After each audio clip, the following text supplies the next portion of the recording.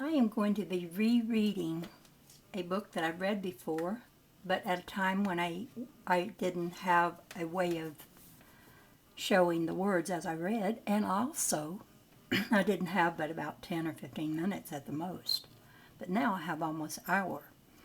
And since I left out one of the parts of this in the series of videos I made, which I cannot locate, try as I might, I thought, well, why not just read this book again?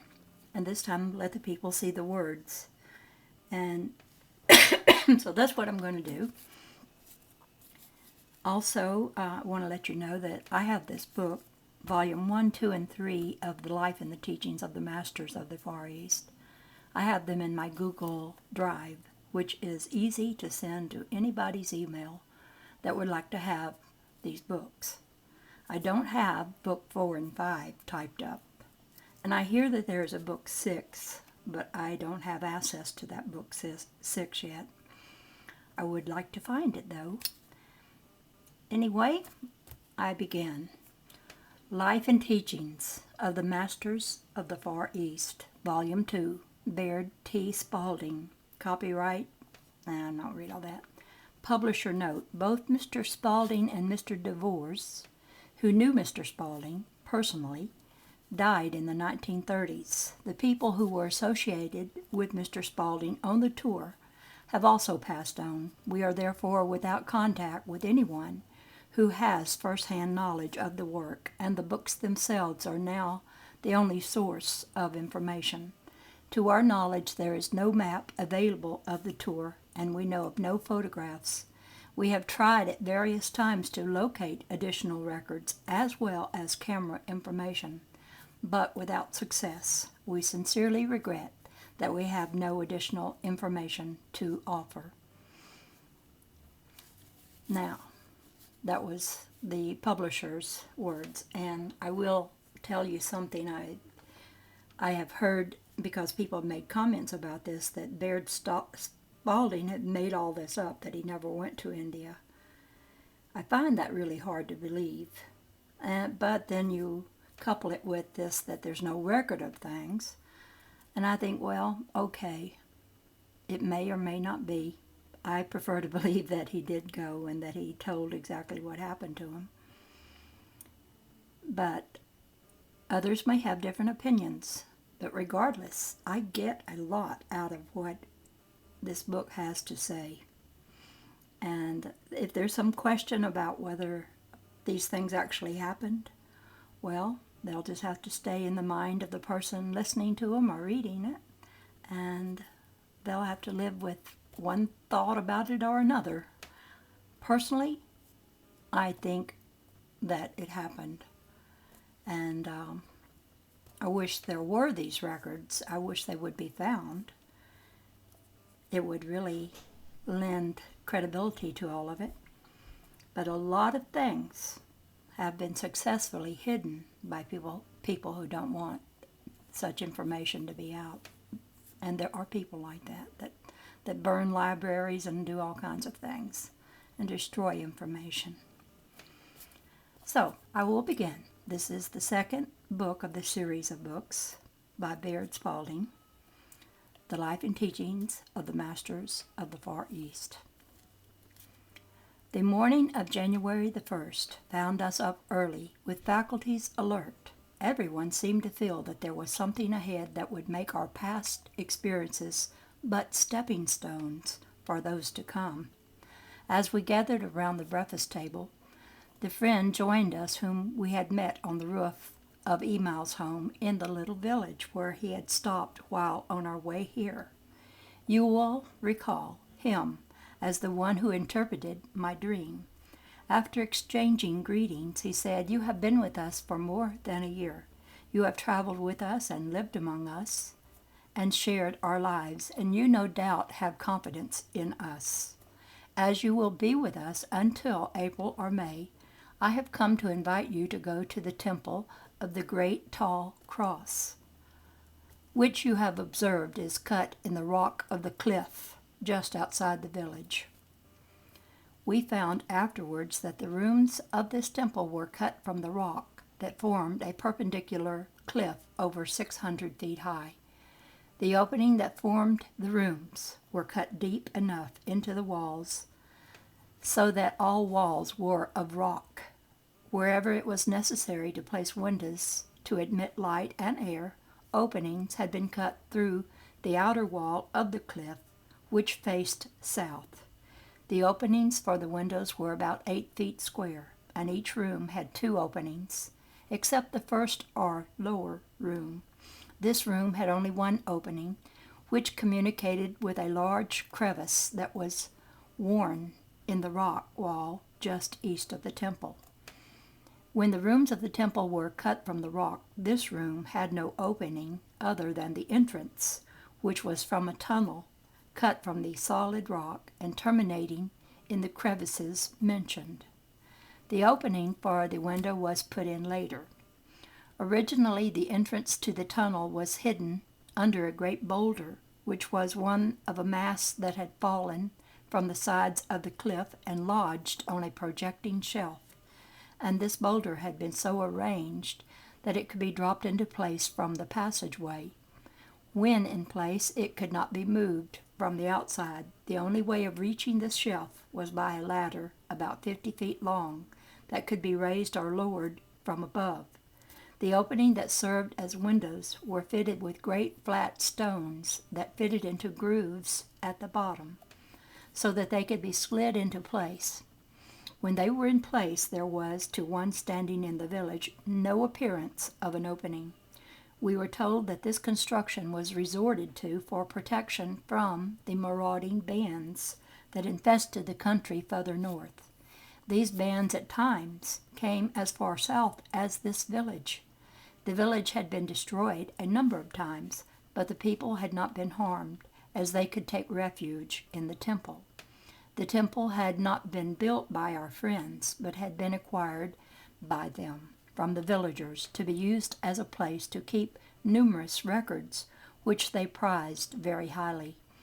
After their acquisition of the temple, the raids ceased. The village had not been molested, and they all lived in peace.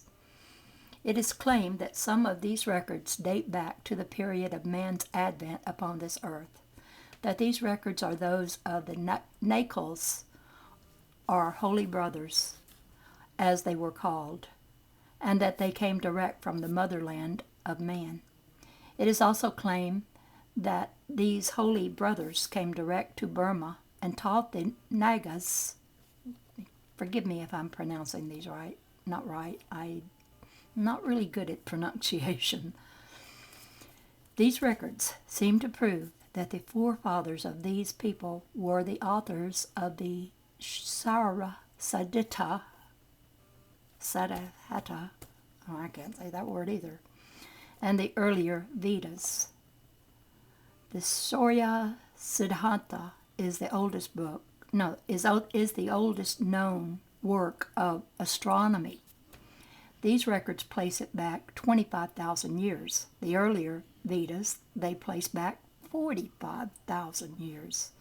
It is not claimed that these are all originals and were brought here to be preserved. It is claimed that these were copied from the same records that the Babylonian records were taken from. It is also claimed that the originals from which these were copied are the original Assyrian and Atlantean records.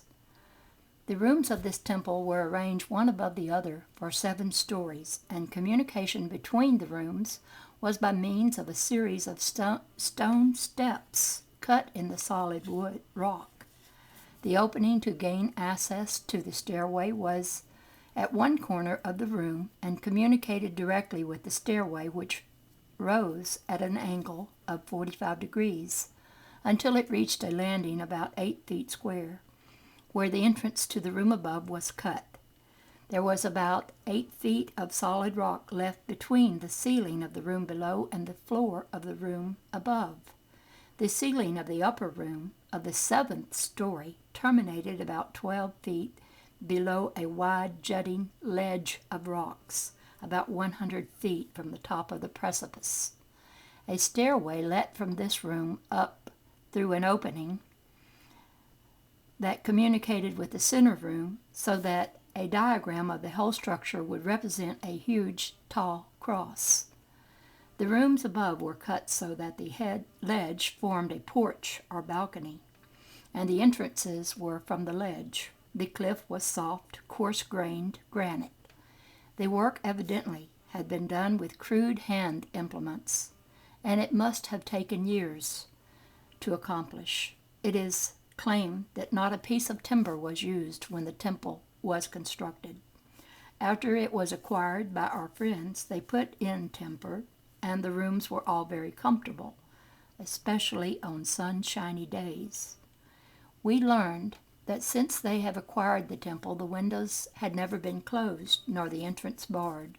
Yet very few had ever visited there unless they had seen and knew something of the true spiritual enlightenment. Our friend continued, "This day is to you the beginning of a new year, the old having passed out, as it were, from your life, never to return, except possibly in thought, as the memory of its pleasures, its sorrows and cares, and the more engrossing thoughts of business come flooding back. Aside from that, it is forgotten, gone, to you a page torn away from the yearbook of your life. We look upon it as a period of carrying us on to a more glorious development and achievement, a time of greater promise and enlightenment, a time when we can be of greater service, when we can be younger, stronger, and more loving from each succeeding experience. Your thought is, why? Our answer is to draw your own conclusion, choose your own life." Our chief said, without any thought of intruding, "We wish to see and know." Our friend has resumed, "From this time on, there are definite lessons for those who do not see and know or grasp the full meaning of the goal of life well lived. This does not mean a life of asceticism and austerity and aloofness or sadness. This means a life of accomplishment in joy and gladness, where all sorrows, all pain, are banished forever." Then, in a lighter and more whimsical mood, he said, "You have expressed a desire to see and know. The desire is no sooner expressed than it is fulfilled. The thought expressed in a verse of your Bible come to me as I look over this assembly. Where 2 or 3 are gathered together, in my name there will I be also." How often that verse has been looked upon as a mere play upon words, instead of being applied and made really true. The great error you have made with Jesus' teachings is, you have consigned them to the dim and misty past, looking upon them as mythical and mystical, pointing to something that may be gained after death, instead of knowing that they can be applied in the daily lives of all, right here and now, if you only will. We wish it to be understood that we are not putting forth the claim that Jesus, as the Christ, represented a plane or condition of life in his own realization that had not been brought forth to a greater or lesser degree by a great many seers and prophets of other times and people. We wish to emphasize his life because that life is the one you can understand more fully. The specific reference to his own life can have but one purpose and meaning, and that was the faith-inspiring fact that his life and experience was the living demonstration of his teachings. The speculative dogma of vicarious atonement, which has biased Christian thought for centuries, cannot be charged to the author of the Sermon on the Mount or the parable of the prodigal son. The leaders of Christian thought have diverted the followers of Jesus and his teachings from their practical application and the study of the God power. They have taught them to look upon his teachings as the experiences of the apostles after his time, instead of teaching them that the law upon which those teachings were based was an exact science which could be understood and experienced in the lives of all. The Orientals have made the scientific phase of their religion the supreme object of their study and attainment. In this, they have gone to the other extreme. In this way, both have consigned their religion to the realm of the miraculous and supernatural. The one has become absorbed in the wholly ethical, while the other has become absorbed in the scientific side only. Thus, both have shut out the spirituality. The monastic life of retirement, asceticism, and seclusion from the world, whether in Buddhistic or Christian monasteries, is neither a necessity nor is it the true method of attaining spiritual enlightenment, nor the realization of the perfect life of wisdom and power as brought forth by Jesus. These monastic systems have been in existence for many thousands of years, yet they have in no wise accomplished as much for the uplift of the common people as did the teachings of Jesus in the few short years of his time here on earth. It is very well known, that he embraced all their teachings, going through the initiations and studying the so-called sacred mysteries, the ritualistic forms and ceremonies, until he came to the teachings of Osiris. These were interpreted to him by a priest who had held himself aloof from all the ritualistic, monastic, and materialistic forms of worship. This priest was a follower of King Thoth, of the first dynasty of the Egyptian kings. When King Thoth declared Egypt an empire, he did it under the power of a dictator, an usurper of the people's rights. Centuries before, these people had built up and maintained a glorious civilization of unity and brotherhood under the guidance and direction of Osiris and his followers. These people were the pure white race and were always known as the Israelites, of whom the Hebrew race is a division.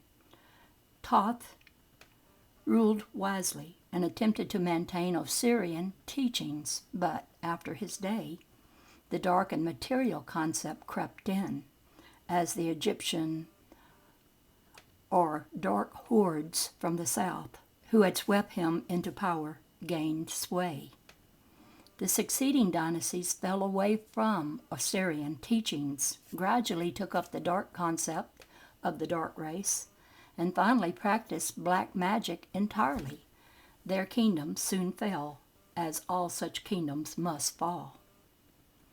After Jesus had listened attentively to this priest and his teachings, he recognized their deep inner meaning. He also saw, through the insight which he had received from Buddhistic teachings, that there was a great similarity underlying the two. He then determined to go to India over the old caravan route maintained at that time. There he studied the Buddhistic teachings, which had been preserved with a reasonable degree of purity. He saw that in spite of the ritualistic forms and dogmas that had been imposed by man, religion had but one source, and that was the God within, whom he designated as his Father and the Father of all. Then he threw all forms to the wind, as it were, and went directly to God, went straight to the heart of this loving attainment. He soon found that this did not take long years of weary plodding through dogmas, rituals, creeds, formulas, and initiations, which the priesthood were foisting upon the people in order to hold them in ignorance and therefore in subjection. He realized that for which he was seeking was right within himself. He knew that in order to be the Christ, he must declare that he was the Christ. Then, with pure motive, thought, word, and deed, he must live the life he sought in order to incorporate it within his physical body. Then, after perceiving this, he had the courage to go out and declare it to all the world. It did not matter from whom or where he got his realization. It was the work that counted, not what someone else had done, but what he did that counted. The common people whose cause he sponsored heard him gladly. He did not borrow his precepts from India, Persia, or Egypt. Their teachings were but the outer that brought him to see his own Godhead and the Christ, the representation of it, that was in everyone, not in a few, but in all. Osiris was born in Atlantis more than 35,000 years ago. The chroniclers of his life, long after his time, called him a god because of his wonderful works. He was direct descendant of those of higher thought who had kept their concepts clear in the motherland of man. It was so of the great portion of all the mythological characters that have been brought down to us. Their works and characters have been distorted by repetition and translation of the stories concerning them. Their works and attainments were looked upon as supernatural by those who would not give the time and thought to go into the deeper meanings and find that they were divinely natural to man in his true dominion. The chroniclers deify Osiris. Then they began making images of him. These images only represented what he stood for at first. Then gradually the images became fixed in the mind. The ideal was forgotten, and the empty idol remained. Buddha was another who was deified by the chroniclers long after his time. Note the images of him that have been set up, with the result that the image is worshipped instead of the ideal. Again, the empty idol. It is the same with signs and symbols. The teaching that Buddha received came from the same source as did those of Osiris, but in a different way. The teachings that Buddha contacted came from the motherland direct to Burma, brought there by the Nakals. Osiris' teachings come direct to him as his forefathers lived in the motherland, and when he was a young man he had gone to the motherland to study. After finishing his studies he returned home, became the leader of the Atlanteans, and brought the people back to the worship of the God within, as they were gradually slipping back to the dark concept influenced by the dark races about them. Moses was another leader whose followers and chroniclers deified him after his time. He was an Israelite and contacted the records of the Babylon Israelite, receiving his teachings from them. These records form a part of our Bible. What Moses saw and learned from these records was written to him in the exact form and words. The facts which he put down were badly distorted by translators. I could go on and recall many more. Jesus saw and contacted all their teachings, then, in his characteristic manner, went to the heart of all these. He went one step further than any of them did, by glorifying his body to the point where he could allow it to be crucified, yet he brought it forth in a triumphant resurrection. Studying the teachings of Osiris, Buddha, and Jesus, you will find many similarities. In fact, at times you will find the same words used. Yet did any of them copy? The teachings showed them the way from the outer to the inner. Then they must have dropped all teaching, all copying, and must have gone beyond it all. Had any of them just copied and studied what they saw and were taught, and then had not been able to see that all was from the God right within themselves, they would have been studying yet, and their lives and experiences would never have been recorded. They all went through the same experience in that their followers wanted to crown them kings of temporal kingdoms, but to this they would not listen, each expressing the same thought in almost the same words. My kingdom is not of the material, it is spiritual. With Osiris it went so far that the latter chroniclers placed him as an Egyptian king. Here the talk ended, and we all walked to the temple. As we arrived in the lower room, our friend began, "In ascending from room to room of this temple, please remember that no man can confer any rights upon another. By developing your understanding, you will find that you are the equal of any man, and he who attempts to confer his rights or what he has upon you is not consistent, as he is attempting to give what he cannot. One may point the way to his brother, but he cannot confer that good which he himself has upon him." By this time, We had arrived in the second room, where 4 of our friends from the village had preceded us. After a few moments of general talk, all were seated, and our teacher resumed. There is not a character in all of your history that stands out as Jesus does. You count your time before and after his birth. He is idolized by a majority of your people, and that is where they err. Instead of the idol, he should be the ideal. Instead of being made into a graven image, he should be real and living to you. For he actually lives today in the same body in which he was crucified. He lives and can talk to you just as he could before that event.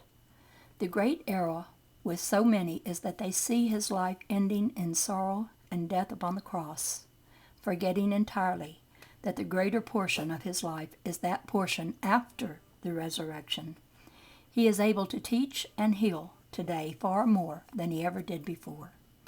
You can come into his presence at any time if you will. If you seek, you will find him. He is not a king who can intrude his presence upon you, but a mighty brother who stands ready to help you and to help the world. When he lived upon the mortal, earthly plane, he was able to reach but a few. Today, he is able to reach all who will look to him. Did he not say, "Where I am, there you are also"? Does that mean that he is away in a place called heaven that you must die to attain? He is where you are, and he is able to walk and talk with you. Lift your sight a little higher and let it extend to a wider horizon. And if your heart and thought are sincerely with him, you will see him. You may walk and talk with him. If you look closely, you will find the scars of the cross, the spear and the thorns, all healed, all gone, and the radiant love and happiness about him will tell you that they are all forgotten, forgiven. Our friends stopped talking, and all was deep silence for the space of about 5 minutes. Then the room lighted up with a brilliance that we had not seen before. We heard a voice. At first it seemed a long way off and indistinct. After our attention was attracted to it and our thoughts directed to it, the voice became very distinct and rang out in clear bell-like tones. One of our party asked, "Who is speaking?"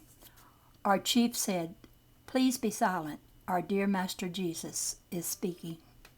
Then one of our friends said, "You are right. Jesus speaks." Then the voice went on. "When I said, 'I am the way, the truth, and the life,' I did not intend to convey the thought to mankind that I, myself, was the only true light. As many as are led by the Spirit of God, they are sons of God. When I said, 'I am the perfect Son, the only begotten Son of God, in whom the Father is well pleased,' I fully intended to convey the thought to all mankind that one of God's children saw, understood, and claimed his divinity, saw that he lived, moved, and had his being in God, the great Father-Mother principle of all things. That seeing this, he then spoke forth the word that he was the Christ, the only begotten Son of God, and with true heart and steadfast purpose lived the life, becoming what he claimed to be. With his eyes fixed upon that ideal, he filled his whole body with that ideal, and the end sought was fulfilled. The reason so many have not seen me is that they have put me upon a shrine and placed me in the unapproachable. They have surrounded me with miracles and mystery, and again they have placed me far from the common people, whom I love dearly. I love them with a love that is unspeakable. I have not withdrawn from them. They have withdrawn from me. They have set up veils, walls, and partitions, mediators, and images of myself and those so near and dear to me. They have surrounded us with myth and mystery, until we seem so far removed from these dear ones that they do not know how to approach. They pray and supplicate my dear mother and those that surround me, and thus they hold us all in mortal thought, when truly, if they would know us as we are, they would and could shake our hands. If they would drop all superstition and creed and know us as we are, they could talk with us as you do. We are no different at any time than as you see us. How we would love to have the whole world know this. Then what an awakening, what a reunion, what a feast. You have surrounded us so long in mystery, it is no wonder that doubt and disbelief have become dominant. The more you build images and idols and surround us with death and make us unapproachable, saved through some other than ourselves, the deeper the doubt and the shadow will be cast, and the chasm of superstition grow wider and more difficult to cross. If you would boldly shake our hands and say, "I know you," then all could see and know us as we are. There is no mystery. Surrounding us are those we love, for we love the whole world. So many see only that part of my life which ended on the cross, forgetting that the greater part is as I am now, forgetting entirely that man still lives even after what seems a violent death. Life cannot be destroyed. It goes on, and life well lived never degenerates nor passes. Even the flesh may be immortalized so that it never changes. Dear Pilate, when he washed his hands and said, "Away with him, and crucify him yourselves, I find no fault in him," how little he knew of the history he was making, or of the prophecy he was fulfilling. He, with the multitude, has suffered far more than I have suffered. That is all past and forgotten, forgiven, as you will see by all standing here in one place together. As you will see by our all standing here in one place together. Two figures came forth and were embraced by Jesus. As they stood with his hand on the shoulder of one, he said, This dear brother has come all the way with me, while this one," pointing to the second one, "saw many more trials before his eyes were opened. But after they were fully opened, he came quickly. He is just as true, and we love him with the same love we do all others."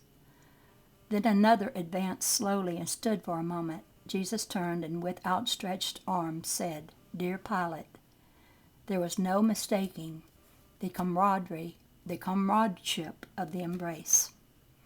Then Pilate spoke and said, "I labored and suffered many weary years after the verdict which I pronounced that day so lightly when I cast from myself the burden. How few of us, while in the material, realize the needless burdens we heap upon others in the attempt to shift the responsibility from ourselves. It is only when our eyes are open that we realize the more we attempt to shirk and shift our burdens upon others, the greater the burden bears down upon us. It took many weary years before my eyes were opened to this fact, but since the day they were opened, how I have rejoiced." Then the invisible choir burst into full song, and the melody beggars all description. After a few bars, Jesus stepped forward and said, "Do you wonder that I have long ago forgiven those that nailed me to the cross? Then why have not all forgiven as I have? With me the forgiveness was complete when I said, 'It is finished.' Why do you not see me as I am, not nailed to the cross, but risen above all mortality?" Again the invisible choir continued with, "Hail, all hail, you sons of God. Hail, hail, and praise him.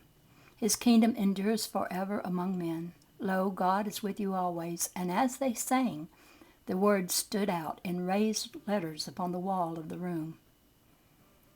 This was not a far-off, hazy, nearly invisible scene. Neither was it set on a stage far away from us. All were actually present in the room, for we talked with them, shook hands with them, and photographed them.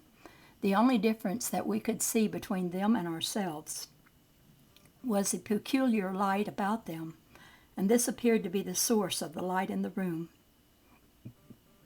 There were no shadows anywhere. To us there seemed to be a peculiar translucent quality about the flesh, for when we touched them or clasped their hands, the flesh seemed like alabaster. Still, it had a warm, friendly glow, and that same warmth pervaded everything about them. Even after they had walked out, the room we were in retained the same warmth and light. Every time we entered the room afterwards, some of the party would remark about it. One day, a short time after our party had gathered in the room, and we were talking of how the room impressed us, when our chief said to me, "It is sublime." He had expressed the feeling of everyone, and there was no more said about it. When we returned that fall, the room seemed a sanctuary, and we spent many hours there. Our party waited while the others filed from the room.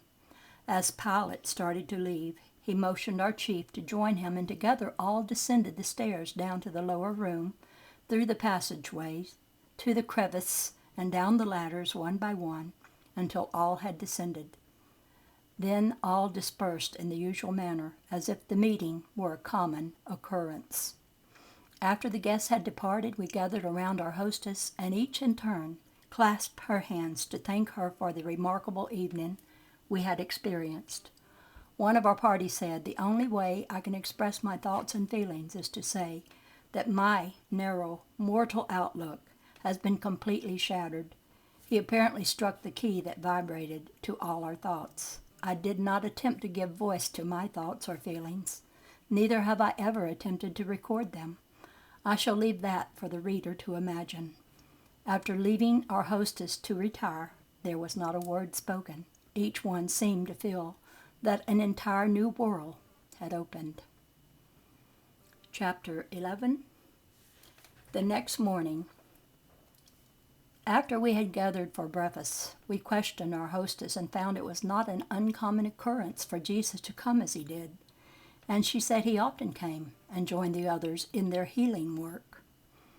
After breakfast, we found that our hostess and two other ladies were to accompany us to the temple that day.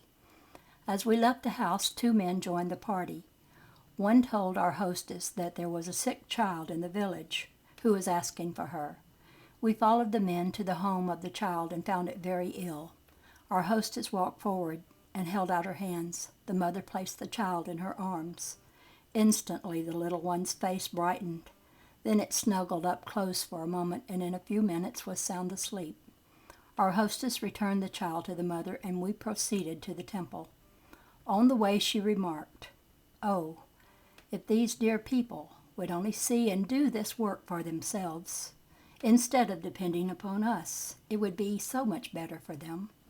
As it is, they let us entirely alone until some emergency arises. Then they call for us, which is quite all right, except that it does not give them any self-reliance whatever. We would much prefer to see them self-reliant, but they are childlike in every way." By this time, we had reached the foot of the ladder. We went up and entered the tunnel.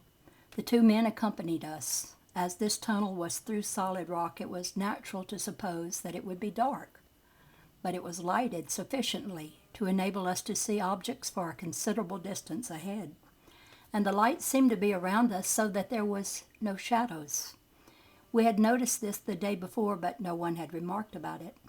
Upon making inquiry, we were told that the light was around us just as it appeared to be, and that when there was no one in the tunnel, it was dark. We went on through the tunnel and up the stairs to the third room. This room was somewhat larger than the two below, and there was a great many tablets stored along two walls. Just back of this room we found that another large room had been excavated, and later learned that this room was also filled with similar tablets. These tablets were of a reddish, dark brown color, quite well glazed. Some were about 14 by 24 inches, and about 2 inches thick, and weighed from 10 to 12 pounds each. Others were much larger. We were puzzled to know how these could have been transported over the mountains. We expressed our wonderment at this time, and were told that they were not transported over the mountains, but were brought to the Gobi country when it was fertile and well settled, before mountains were raised. Then, long after the mountains came up, the tablets were removed to this place to guard against any possibility of their being destroyed.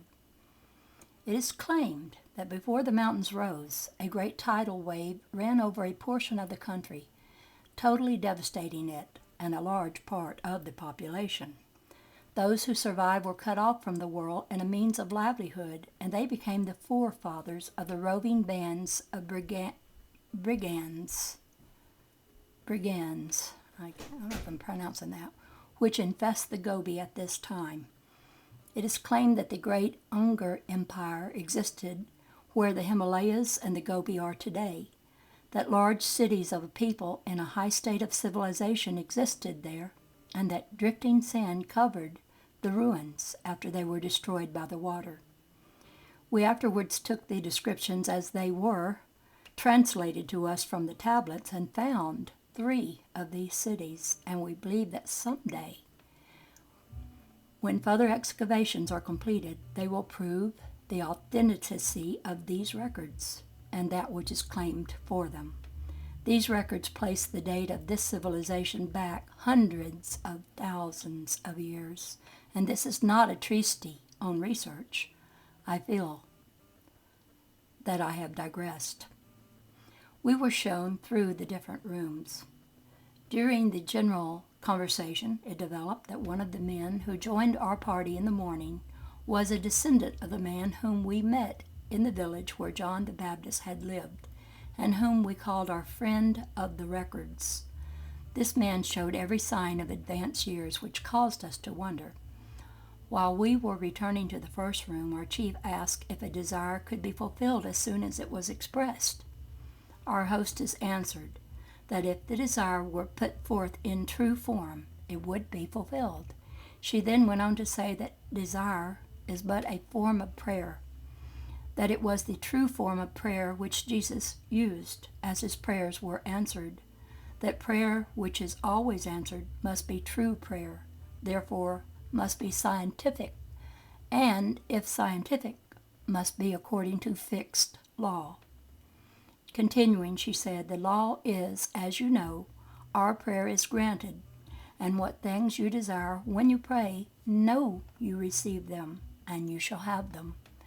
If we know positively that whatever we have asked for is ours already, we may know that we are working in accordance with the law. If the desire is filled, then we may know that the law is fulfilled. If the desire is not filled, then we must know that we have asked amiss. We should know that the fault is with us and not with God. Then the instructions are, you shall love the Lord your God with all your heart, with all your soul, with all your mind, and with all your strength. Now go deep, deep down within your own soul, not with forebodings, fear, and unbelief, but with glad, free, thankful heart, knowing that that which you stand in need of is already yours. The secret lies in getting the at-one-ment, getting the consciousness of it, and then holding firmly and never deviating, though all earth should oppose. Of myself I can do nothing, said Jesus. The Father that dwells in me, he does the work. Have faith in God, have faith and doubt not, have faith and fear not. Now remember, there is no limitation to God's power. All things are possible. Use positive words in making your request. There is naught but the perfect condition desired. Then plant in your soul and the perfect seed ideal, and that alone. Now ask to manifest health and not to be healed of disease, but to express harmony and to realize abundance, not to be delivered from inharmony, misery, and limitation. Throw these off as you would discard an old garment. They are old and only outgrown things. You can afford to discard them joyfully. Do not even turn to gaze upon them. They are no thing, nothing. Fill the seemingly blank spaces about you with the thought of God, infinite good.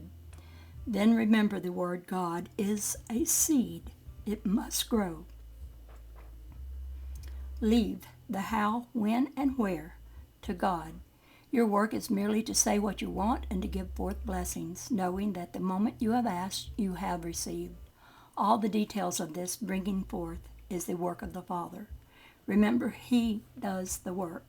Do faithfully your part. Leave and trust God's part to him. Ask, affirm, look to God for what you want. then receive God's fulfillment. Keep the thought of God's abundance always in mind. If any other thought comes, replace it with that of God's abundance and bless that abundance. Give thanks constantly, if need be, that the work is done. Do not go back again to the asking. Just bless and give thanks that the work is done, that God is working in you, that you are receiving that which you desire. For you desire only the good, that you may give out the good to all. Let this be in silence and in secret. Pray to your Father in secret, and your Father who sees the secret of your soul will reward you openly. When the demonstration is complete, you will look back upon the time faithfully given as one of your greatest treasures. You will have proved the law, and you will realize the power of your word spoken in faith and blessing. Remember that God has perfected his plan. He has poured out and is continuously pouring out lovingly and lavishly upon us all good and every good thing that we can desire. Again he says, try me and see if I will not open the windows of heaven and pour out such a blessing there will not be room to receive it.